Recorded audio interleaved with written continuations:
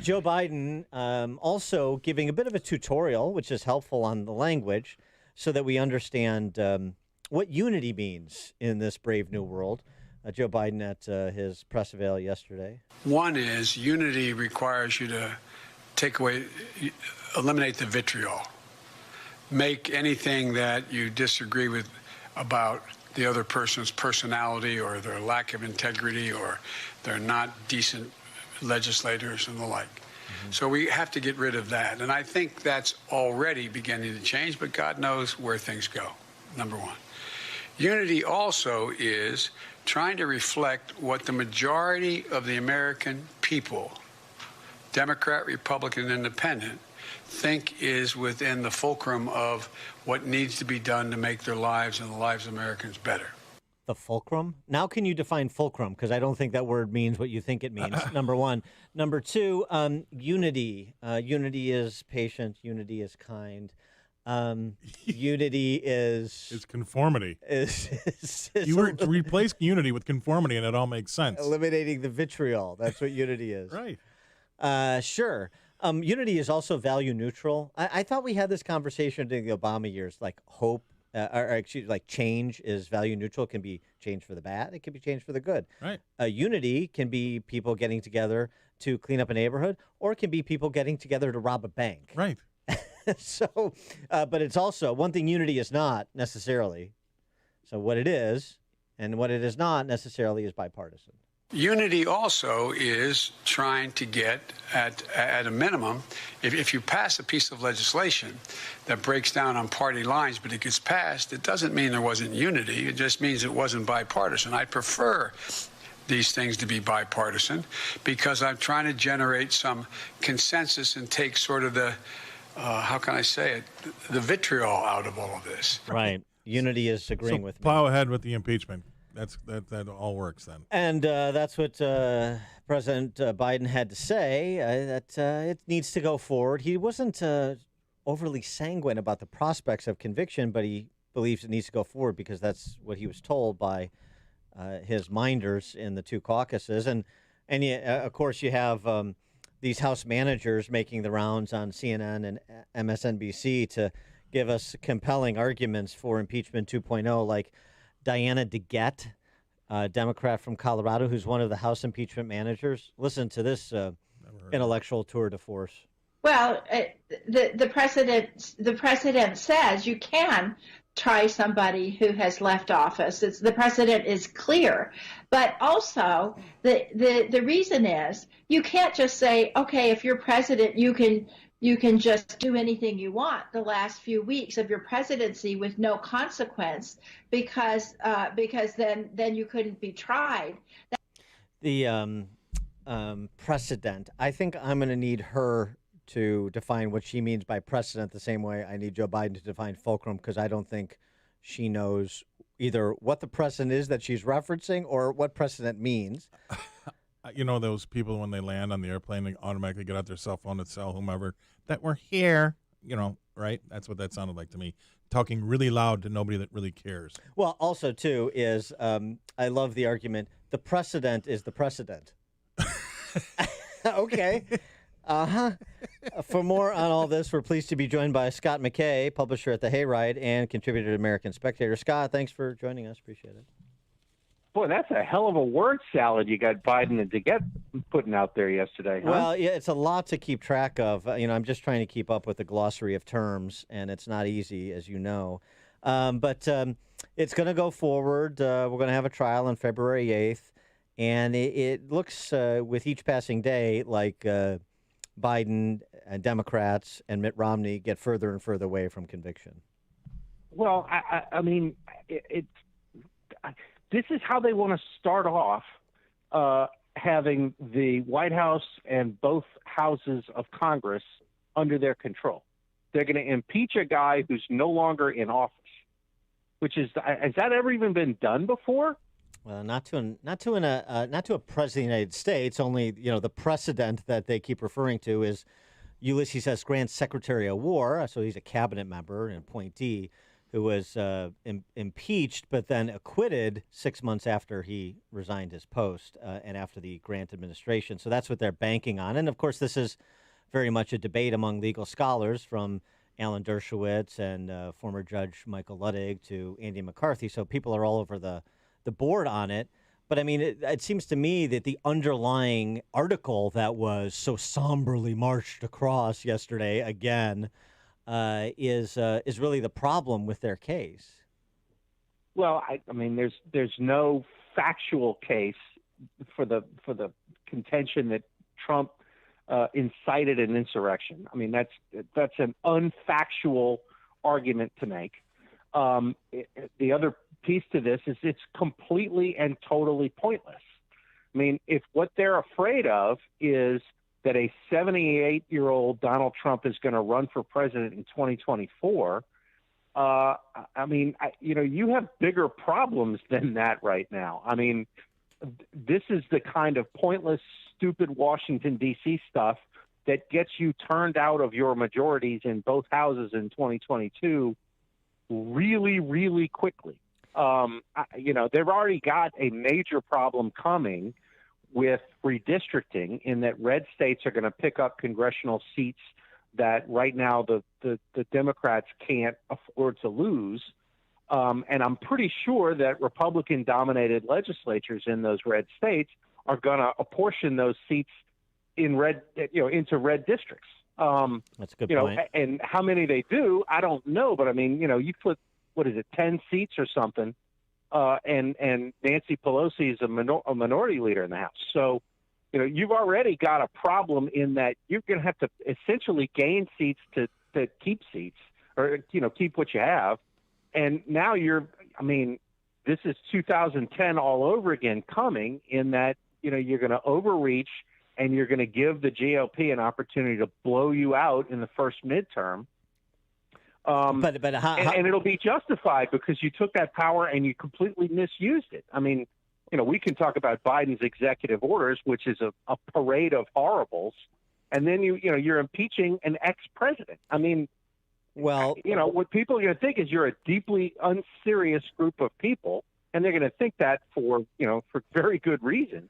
I think that's one possible outcome, but then there is the complication of Republicans running interference into that outcome, and by that I mean the 10 Republicans who voted for impeachment in the House, and the fight over whether or not to remove Liz Cheney from leadership in the House.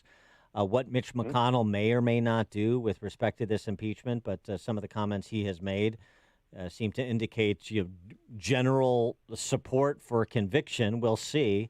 So it seems to me that the Democrats are maybe banking on serving their base and hoping to get a House divided, as it were, within the Republican Party to skate through this, even if they can't get a conviction.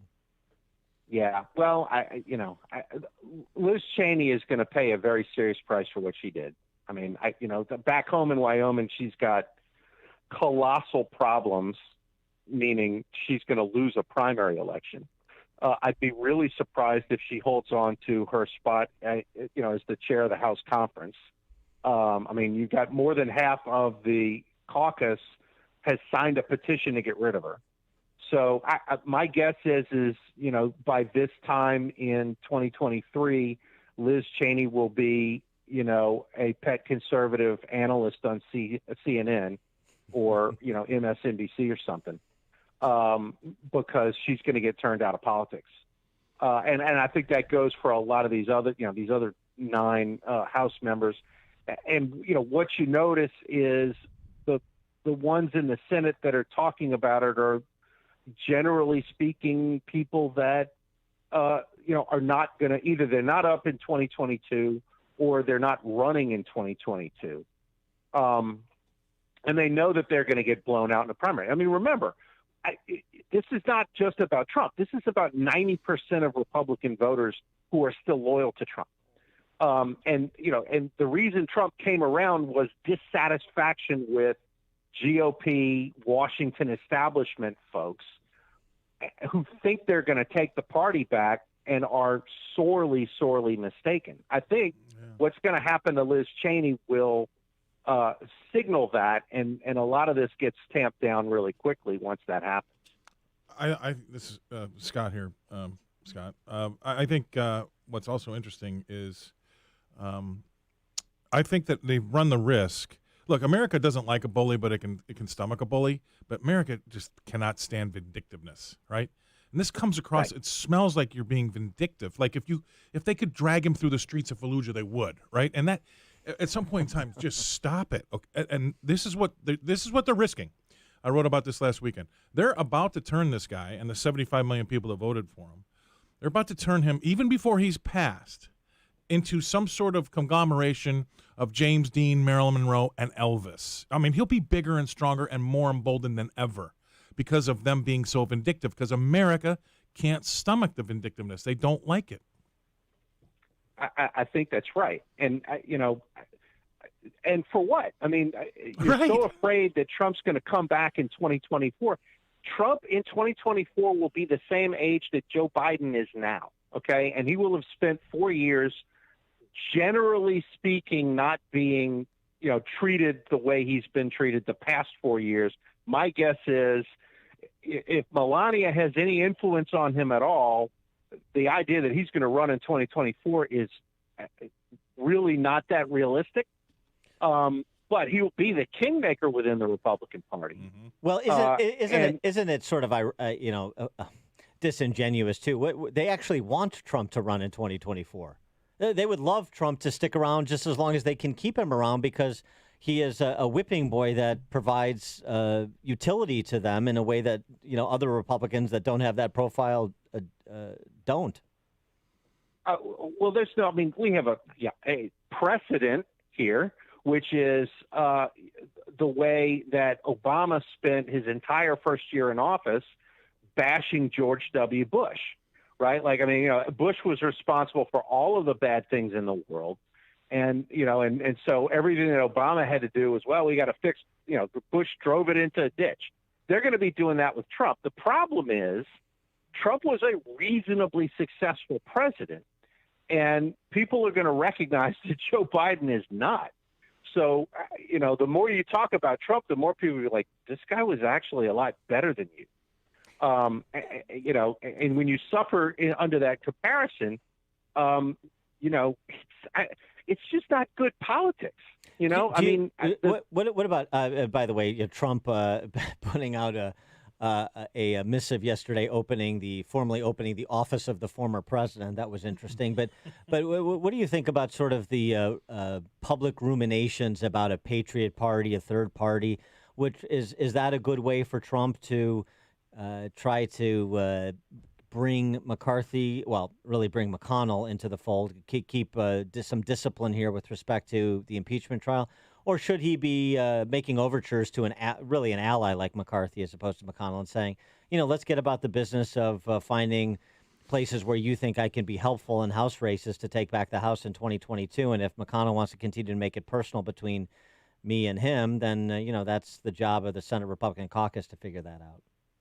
Well, I mean, I think this Patriot Party thing is, I think it's a negotiation ploy. Yeah. Because it makes sense as a negotiation ploy. It doesn't make sense as a policy, right? I mean, your people control 90% of the party itself. That's going to manifest itself in local and state GOP organizations.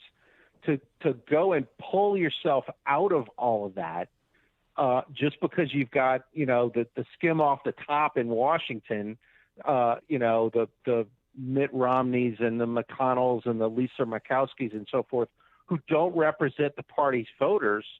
I mean, all you really got to do is lean on those people and you can replace them. I mean, Rob Portman's not going to run for re-election. Right. And whoever replaces Rob Portman, the way Ohio has gone, is pretty likely going to be, I'm not saying it's going to be Jim Jordan, but it's going to be somebody that is much more reminiscent of, Jim Jordan than Rob Portman. So what's your interpretation then of what McConnell is doing? Because it seems to be, it's confusing. Is he trying to make a clean break to set up John Thune to replace him, to try to sort of expel at least Trump-leaning conservatives? Is it? I mean, I don't buy this, institutionalist, and he's just protecting the institution. He's, another political hero. There's a Machiavellian play here, and I'm just not sure I'm seeing how what he said so far is a way to position himself to regain the majority, as opposed to position himself to create a real factionalization within his caucus.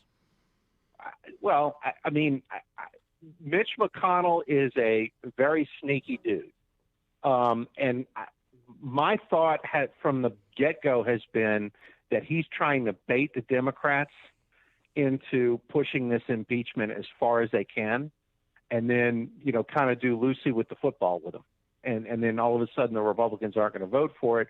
And it'll be, well, we looked at all the evidence, and the fact of the matter is Trump's not guilty of this.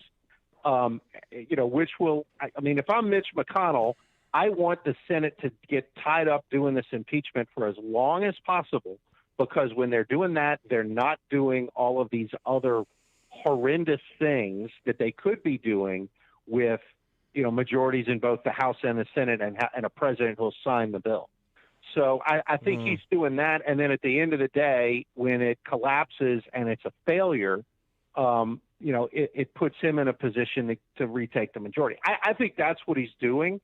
But if he can, twist the knife in Trump a little bit, it doesn't bother him, because, he and Trump have never been particularly, fans of each other. So, to me, I think that, McConnell wins every way around, except that he runs a very serious risk of, the Republican base demanding somebody else be the Republican leader in the Senate. Absolutely, because the headline will be bipartisan, vote falls short, with Ben Sass, Mitt Romney, Lisa Murkowski, Susan Collins, for example, voting to convict. And they'll have the handful they need in the Senate, just like they had the handful in the House, to say a bipartisan effort. But, it was the Trumpians that prevented justice, and so on and so forth. And I don't know that really redounds to the benefit of McConnell or the Republican Party in terms of market positioning for 22. No, it doesn't. But, I'm not 100% sure that all of that happens. This might be one of these deals where you get people who say, look, I don't like Trump. I never did like Trump, blah, blah, blah, blah, blah. But he's not guilty of this, and so I'm not voting for the impeachment. And then you have 54 and 50 against, and it's completely cut along party lines. And then maybe, one of these guys comes up with a resolution to censure Trump. And then, everybody gets on board with that, but who cares?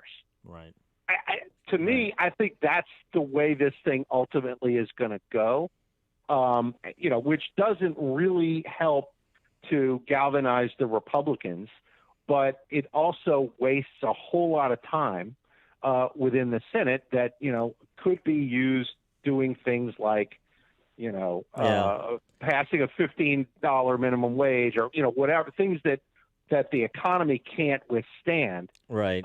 Using the Dean Smith four corners. Yeah, right. To run out as much clock as you can. I think that you're giving Mitch McConnell, who is very good at these things, an opportunity to, just eat up as much time in this Congress as possible on an impeachment. And whether they convict Trump or not, if they spend 3 or 4 months on this and don't actually pass anything, that's great from the standpoint of, the American people and damage not being done. It's not terrible. Now the people that do vote for this impeachment, God help them if they come up in 2022, because they're going to get primaried and they're going to lose. He is Scott McKay, publisher at thehayride.com and contributor to the American Spectator as well. Scott, thanks as always. Appreciate it. Thanks, Scott. Thanks, guys. Take care. Take care. He joined us on the Turnkey.pro answer line coming up at 8:38. All hail the reopening with the American Institute for Economic Research's Jeffrey Tucker. Now we turn it over to Mike Scott for the headlines. 30 and heavy snow showers at 8:30 in Chicago on AM 560. The Answer. Senators sworn in today as jurors for the impeachment trial against former President Donald Trump. Democrat Senator Pat Leahy of Vermont is set to preside instead of Supreme Court Chief Justice John Roberts. Republican Senator John Cornyn of Texas tells Fox News that's problem number one. He basically is operating as a judge and a juror, and he's got a conflict of interest. On Monday, House impeachment managers delivered the article. People in nearly half the U.S. hunkered down ahead of two big storm systems. The National Weather Service says anywhere between 5 inches to a foot of snow is falling on parts of Nebraska and Iowa. At least 4 to 8 inches of snow from central Kansas all the way here to Chicago. Last night in the South, a tornado killed a teenager huddling with his family in the basement of their Alabama home. Centerpoint Fire Department Captain Chris Horn. We have some heavy damage on the Sun Hill Road area. Power lines are down. Fultondale Police Chief D.P. Smith says several family members there were critically injured. There are violent protests this morning in a country you would not expect.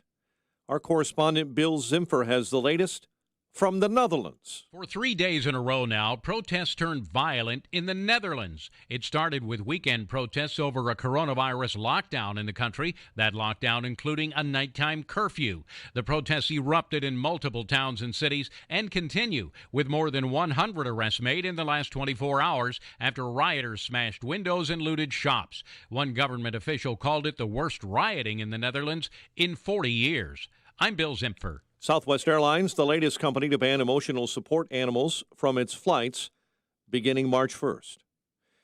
Here in Illinois, eight new cases of a more contagious COVID-19 variant are being reported. Authorities investigating what caused a deadly house fire in Aurora yesterday in the 500 block of Spruce Street.